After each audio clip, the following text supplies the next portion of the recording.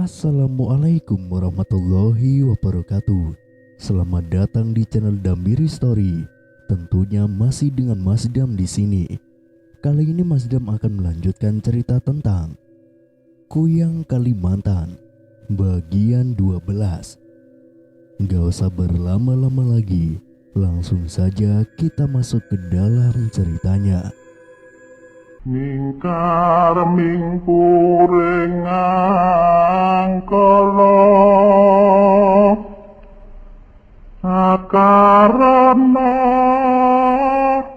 karena martisi.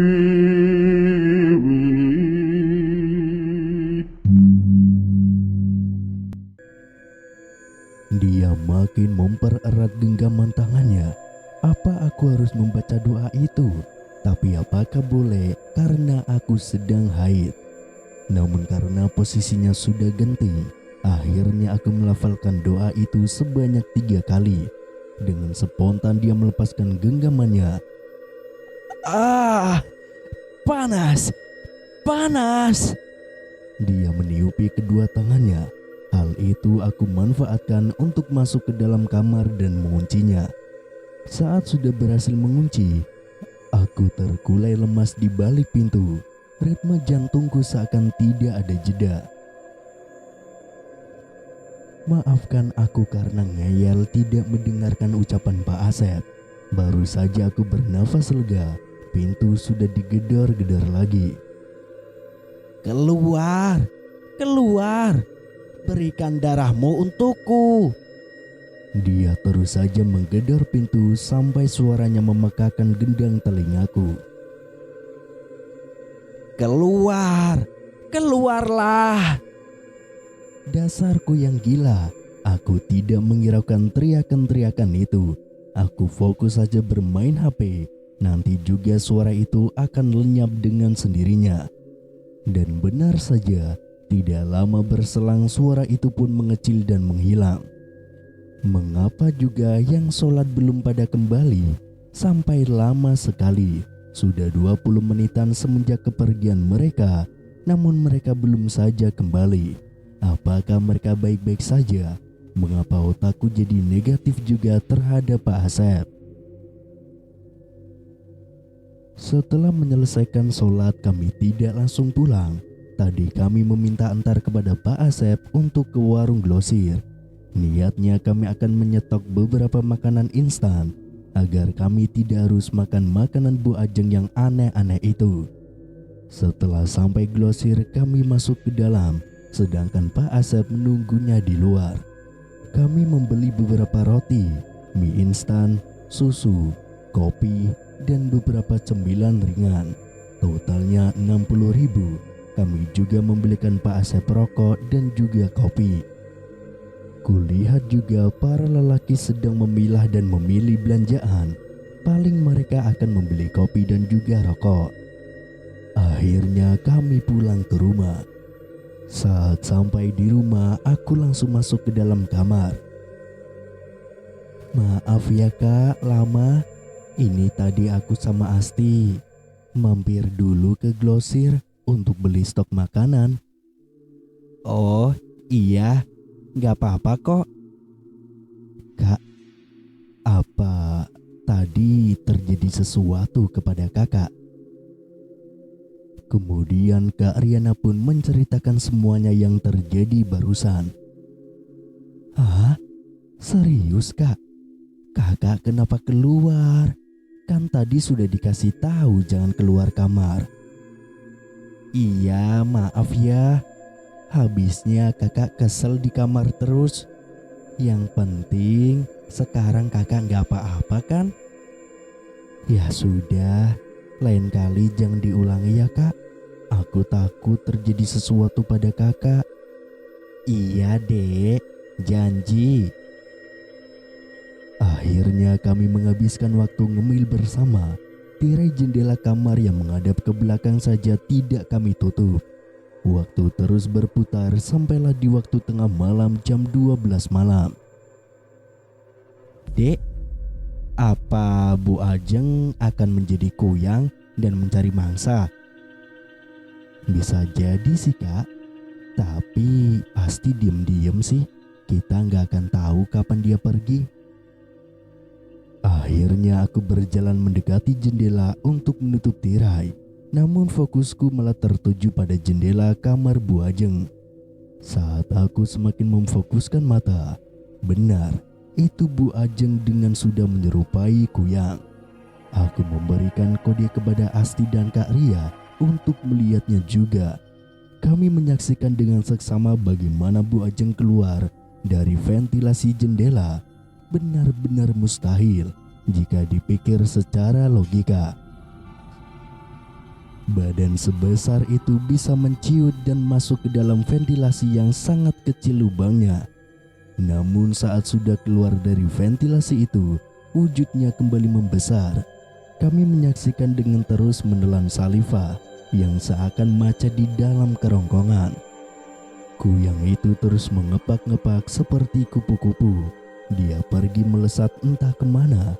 Namun semakin jauh dia pergi, wujudnya berubah menjadi bola api. Kami pun akhirnya kembali ke kasur. Masih tidak percaya kami bisa melihat dengan jelas wujud kuyang itu. Sebaiknya kita tidur dulu, Dek. Dan kami bertiga pun akhirnya tertidur dengan suasana hati yang masih tidak karuan. Sedangkan di kamar sebelah aku tidak tahu apa yang sedang mereka kerjakan. Bodoh amatlah. Toh mereka para lelaki pasti bisa menjaga dirinya sendiri. Matahari merangkak naik ke ufuk timur.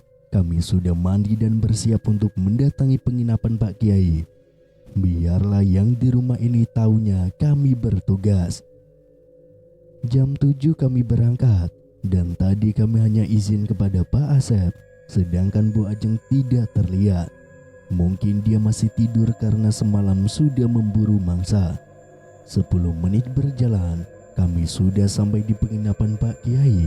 Kami pun berkumpul di gazebo villa.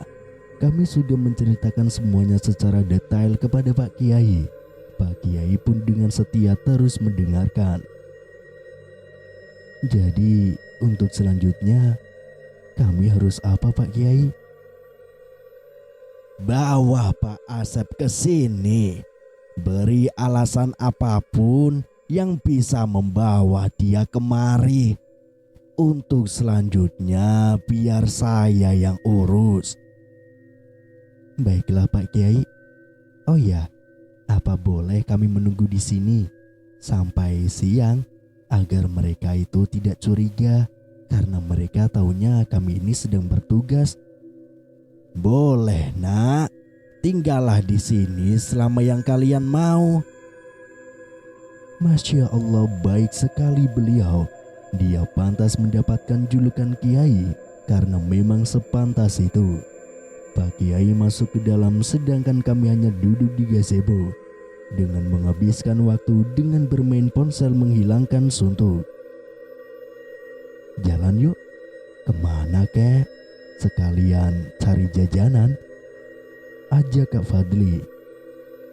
Udah tenang aja. Gue yang traktir kok. Boleh deh. Sebentar ya. Kami izin dulu sama Pak Kiai. Setelah diberikan izin, kami pun pergi dengan berjalan kaki menghirup udara pagi yang sejuk ini. Kami berjalan menjadi 2 barisan karena memang jalanannya juga sempit. Kak Ariana di depan bersama Kak Fadli, aku di tengah bersama Fadlan, sedangkan Asti di belakang bersama Rehan. Padahal tidak janjian, tapi seakan sudah diatur. Kami pun mengobrol dengan tema obrolan masing-masing. Fat, apa bunda kamu tahu kalau kami itu kesini? Tahu kok, tapi bunda gak tahu kalau kami pergi bersama kalian. Oh, gitu ya. Ujarku kaku sekali aku. Di jalan kami menemukan banyak penjual makanan. Akhirnya kami jajan membeli beberapa cemilan untuk di villa. Cuaca juga sangat cerah. Kami membungkusnya dan akan makan di gazebo saja. Tentu makanan ini dibayari oleh Kak Fadli selaku sponsor utama. Neng, Jang, dari mana kalian? Di sini sedang apa? Tanya si ibu. Kami dari kota, Bu. Di sini kami sedang menjalankan KKN. Oh, KKN ya, Neng. Terus kalian tinggal di mana? Di rumah Pak RT, Bu. Saat mendengar ucapanku, si ibu seperti orang syok dan ketakutan. Kalau bisa, sebaiknya kalian pindah dari sana dan cari penginapan baru saja. Loh, memangnya kenapa, Bu? Sebaiknya kalian ikuti saja saran dari saya. Ini demi keselamatan kalian. Kami hanya mengangguk. Setelah selesai dan membayar, kami pun segera kembali ke villa. Sampai di villa, kami pun mulai menyantap makanan yang kami beli. Dengan diiringi obrolan, tanpa terasa kami sudah mulai dekat satu sama lain. Aku rasa juga kami punya kecocokan. Tanpa berlama-lama, kami pun langsung pulang kembali ke rumah Pak Asep karena waktu sudah semakin siang dan juga terik. Namun saat di depan masjid, kami bertemu dengan Pak Asep. Dia habis sholat sepertinya. Kebetulan sekali, akhirnya kami menghampirinya. Sebelum itu kami berdiskusi dulu. Apakah memang saat ini waktu yang tepat untuk mengajaknya? Dan kami rasa memang waktu yang tepat. Ngapain juga diulur-ulur jika sudah ada jalannya? Pak Asep? Neng, sudah pada pulang? Sudah, Pak. Pak, ada sesuatu yang mau saya kasih tahu. Iya, Neng, ada apa? Sebaiknya Bapak ikut bersama kami. Baiklah kalau begitu. Akhirnya kami membawa Pak Asep berjalan untuk ke villa. Mudah-mudahan semuanya sesuai rencana. Ayo Pak, mari. Aku mempersilakan Pak Asep untuk masuk ke pekarangan villa. Memangnya ada siapa, Neng, di sini? Nanti Bapak akan tahu sendiri kok. Kemudian aku memberi salam dan mengetuk pintu villa. Pak Kiai pun keluar dan menjawab salam. Mari masuk. Kami pun masuk tanpa terkecuali Pak Asep. Pak Asep masih nampak kebingungan di sini. Maklum, karena dia tidak tahu apa-apa. Ada apa ini, Pak? Duduk dulu, Pak. Lalu Pak Asep dan kami duduk berdampingan. Jadi, maksud saya menyuruh anak-anak ini membawa Bapak ke sini adalah apa, Pak? Mengajak Bapak untuk kembali ke jalan yang benar, Pak. Maksudnya? Memangnya saya kenapa, Pak? Kami sudah mengetahui segalanya, Pak. Dan saya tahu Bapak adalah orang yang baik. Bapak juga taat ibadah kepada Allah. Tapi apa gunanya itu semua, Pak? Jika Bapak membiarkan istri dan anak Bapak berbuat dosa. Tutur Pak Kiai. Pak Asep hanya terdiam dan juga merenung. Maksud kedatangan kami jauh-jauh ke sini itu ingin membantu Bapak keluar dari masalah ini. Anak-anak ini sekosan di kota dengan anak Bapak. Namanya Melati, betul? Iya, Pak. Anak saya Melati. Tapi sebaiknya kalian jangan ikut campur, sebab ini berbahaya. Jika memang betul kalian sudah tahu bahwa bahwa anak dan istri saya adalah jelmaan kuyang. Saya mohon tutup rapat-rapat, Pak. Pak, yang Bapak katakan itu salah, Pak. Kesenangan dunia itu hanya sementara, tapi kelak di akhirat selamanya, Pak. Apa Bapak sudah siap? Lebih baik susah di dunia, tapi mengalami kemudahan di akhirat. Karena setiap manusia yang bernyawa pasti akan tiada. Tinggal menunggu gilirannya masing-masing. Saya paham, Pak. Biarkan ini menjadi dosa saya. Jadi, saya harap kalian sudahi keingintahuan ini. Pak Asep ternyata benar-benar keras kepala. Astagfirullah. Sebagai seorang muslim dan Bapak, seharusnya Bapak membawa mereka ke jalan Allah, ke jalan yang benar, bukan malah mendukung kesesatan ini, Pak.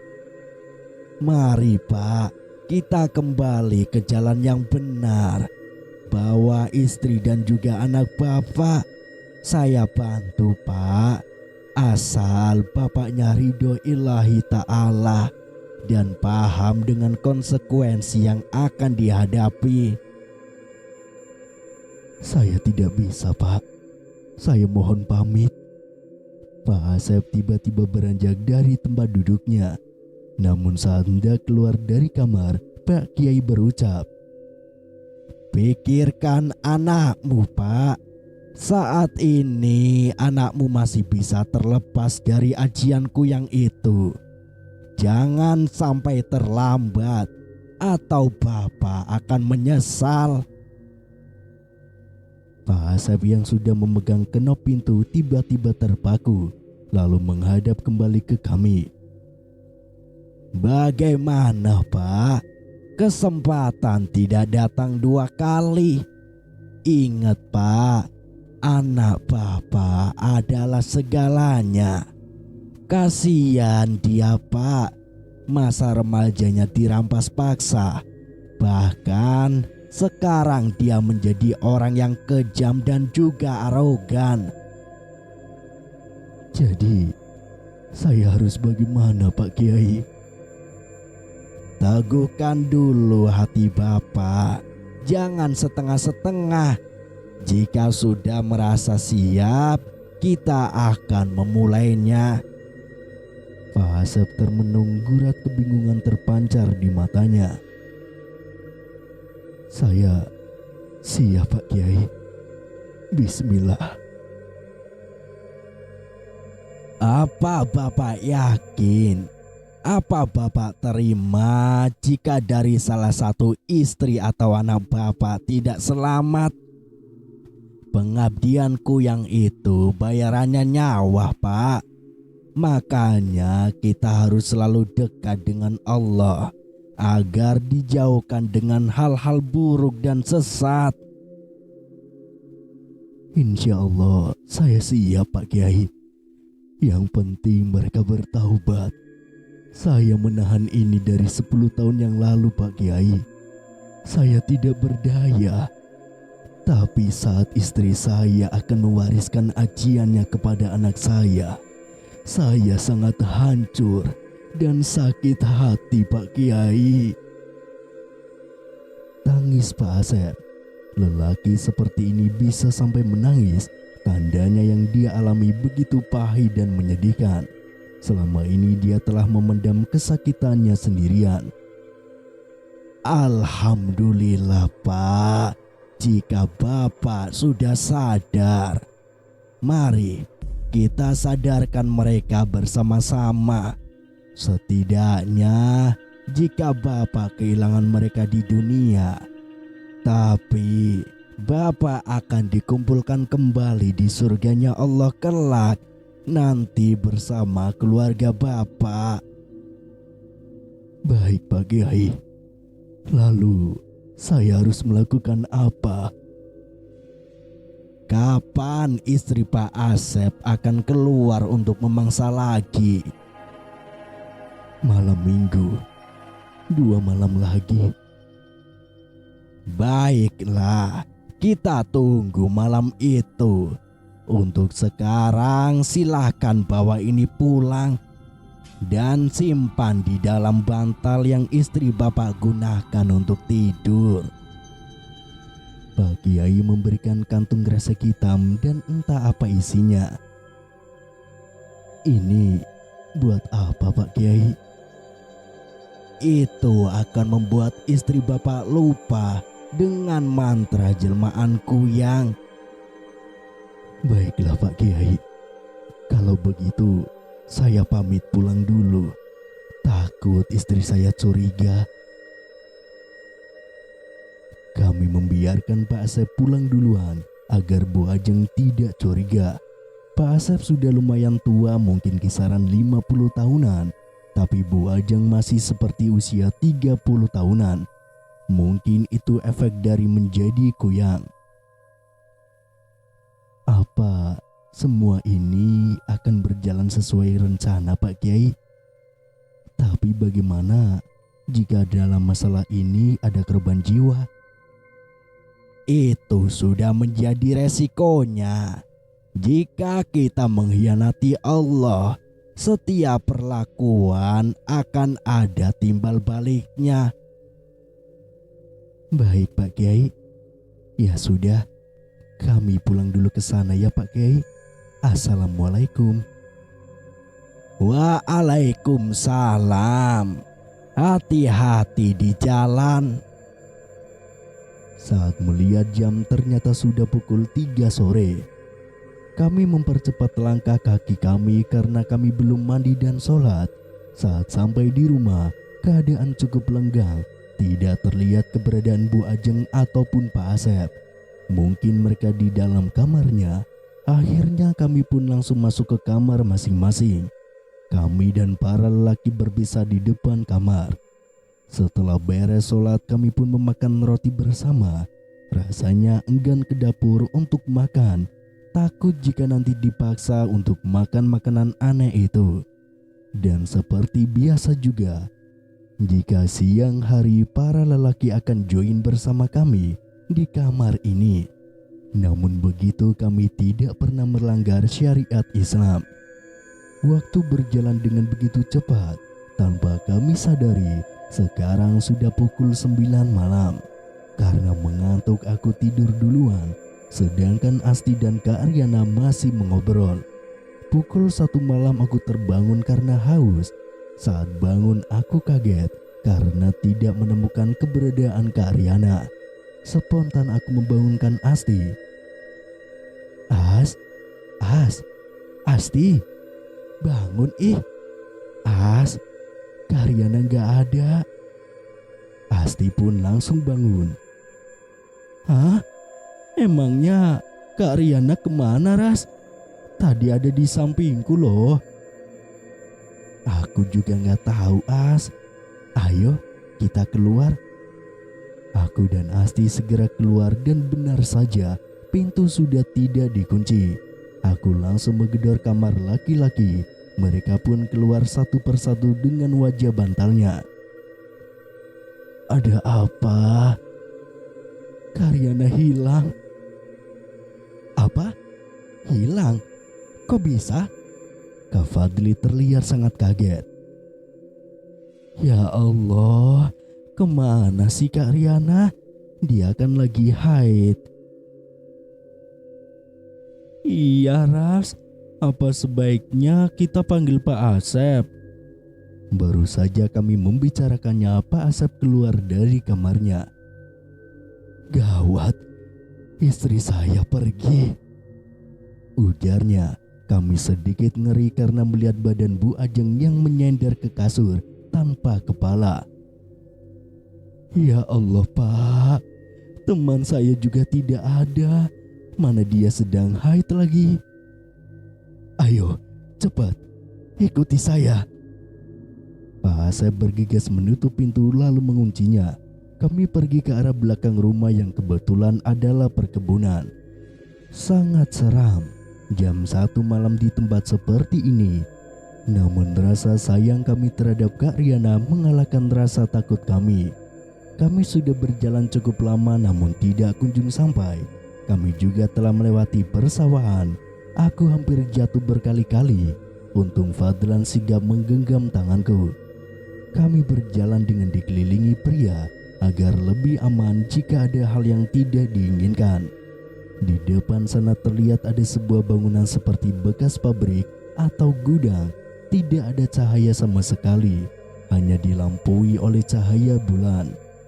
Hampir 20 menit kami berjalan, akhirnya kami sampai. Apakah Kak Riana ada di sini? Pelan-pelan ya Neng, kita intip dulu, ucap Pak Asep. Akhirnya kami mengintip dari celah-celah jendela dan pintu yang sudah rapuh itu. Angin malam yang berhembus kencang menambah ketegangan saat ini. Kami syok saat melihat ke dalam Kak Riana posisi terikat. Tangan dan kakinya diikat silang, sedangkan Kak Riana sendiri terlihat tidak sadarkan diri. Dan di depannya nampak sosok kuyang yang diyakini itu adalah Bu Ajeng. Pak Asep mulai terlihat emosi. Dia langsung masuk mendahului kami. Akhirnya kami berdiri untuk mengejarnya. Suara pintu yang dibanting membuat Bu Ajeng spontan membalikkan kepala. Wajahnya terlihat sangat marah saat melihat ada kami juga di situ. Kami saling menggenggam tangan di balik punggung para lelaki. Ngapain kalian kesini? Bu, sadar Bu, jangan seperti ini terus. Mari kita kembali ke jalan yang benar Bu, ucap Pak Asep. Kami merasa kepiluan menjadi Pak Asep, apalagi ditambah melihat Pak Asep menangis badannya sampai gemetar. Apa maksud Bapak? Apa Bapak tahu jika saya tidak seperti ini saya akan mati Pak? Bu, ingat Bu, taubat kepada Allah. Jangan terus-menerus mengejar dunia Bu. Akhiri pengabdian ini. Ingat melatih anak kita Bu. Diam Pak. Sana pergi. Jangan menceramahi saya dan jangan ikut campur urusan saya. Wajah Bu Ajeng nampak memerah dan menyeramkan. Sorot matanya penuh kebencian dan kedengkian. Tolong, kembalikan teman saya Bu, ucapku yang sudah tidak tahan melihat kondisi Kak Riana. Diam kamu, atau saya bunuh kalian semua. Tiba-tiba Bu Ajeng melesat mendekati kami. Saking cepatnya kami tidak bisa menghindar. Untungnya ada para lelaki yang sigap menghadang dan menghalangi. Istighfar Bu, jangan ganggu mereka. Mereka tidak tahu apa-apa. Lepaskan mereka Bu. Namun Bu Ajeng seperti tuli, dia terus saja mengelilingi kami. Para lelaki semakin was-was menjaga aku dan Asti. Kami saling berpelukan, rasanya maut sudah di depan kami. Pak Asep mengeluarkan botol kecil yang diberikan Pak Kiai. Pak Asep langsung mencipratkan air itu pada usus yang terurai milik Bu Ajeng. Bu Ajeng mulai berteriak dan meraung. Dia merasakan perih dan juga panas setelah terkena air itu. Panas, panas. Air apa itu? Dasar suami biadab. Bisa-bisanya kamu menyiksaku. Bu Ajeng teriak sambil mengumpat. Saat mereka sedang bertengkar, aku dan yang lainnya berlari ke arah Kak Riana. Lalu para lelaki mulai melepaskan ikatan-ikatan itu. Setelah itu kami menepuk-nepuk pipi Kak Riana dan sedikit mencipratkan air yang tadi sengaja kami bawa. Dan alhamdulillah Kak Riana langsung sadar. Kak, kamu tidak apa-apa kan? Tidak Dek, Aku tidak apa-apa. Sakit-sakit saja sedikit. Neng, sudah. Sana kalian pulang. Beres-beres dan balik ke villa. Ayo kak, kita pergi. Karyana lekas digendong oleh Kak Fadli. Walau terlihatnya mereka bertengkar terus, tapi Kak Fadli sangat terlihat mengkhawatirkan Karyana. Sebenarnya tidak tega meninggalkan Pak Asep sendirian. Takut jika dia terluka, tapi kami juga tidak bisa tetap diam di sana. Sungguh bersabarlah. Mudah-mudahan saja Pak Asep baik-baik saja. Bersambung.